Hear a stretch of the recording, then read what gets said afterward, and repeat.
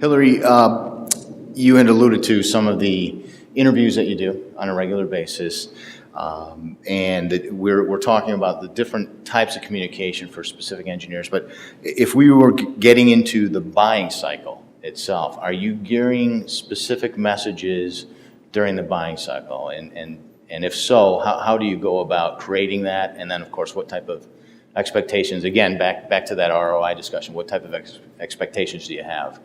Sure. You'll be shocked because we actually use interviews for the buying cycle as well. Okay. And we create buyer personas around the buyer stage so that as we're creating content for those different stages, we can look at those buyer personas. So if it's awareness, Al, or if it's, purchase, Paul, or whoever it might be, we know what type of content they're looking for at that phase of the process. And we literally interview engineers and we say, okay, you're just getting started, you're researching something, what are the types of content that you look at and what channels do you use to do that? And then through those interviews, we gather that information and incorporate it into our marketing campaigns. Okay, excellent. I want to talk a little bit about trade shows. I know they're still a big part of the industry. We talked about it a little bit earlier in our presentation with as much as you do digital, and even digital face-to-face with some of the webcasts, they're still a big part of the industry. How do you utilize them? Has it changed? My guess is yes, over the last few years. And how do you really get the most out of it? Sarah, do you want to start with you guys? With Red Caffeine's help, we've started doing more active inviting to come see us and really targeting who we want to bring into the trade shows as opposed to just seeing the same faces year after year. But there is that unquantifiable aspect that if we're not there, there's going to be a gap where we should have been, and the customers will see that and wonder, why weren't you there that year? So it's sort of that unmeasurable, you go because you have to be a face, and then you're hoping to meet some new people and shake hands with the people you do know. So. Is it worth it? Is it worth the money?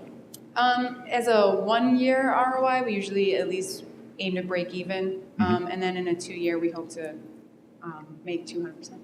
Okay, all right. And we have, for the most part, it's a good measurement for us. We're pretty small, but that's how we measure. Jeff, how about the team at ATS? Sure. As I mentioned, we do 10 or 11 a year. The philosophy, I think, changed over the past couple of years. Typically, we wouldn't do a show unless we can speak at it.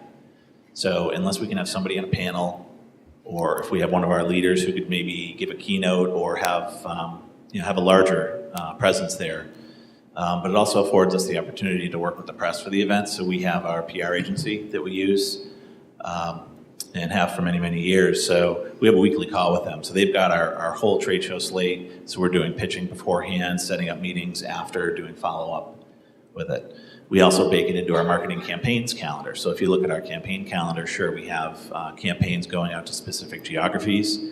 We have campaigns going to specific vertical markets or buyer personas, but we also have campaigns just for the trade shows and kind of pushing what we're doing there. So typically, before, even if it was a low cost of entry, we wouldn't just go in and throw up a booth. Now we really, unless we're participating in almost a 360 view, we wouldn't even choose to do it. Okay.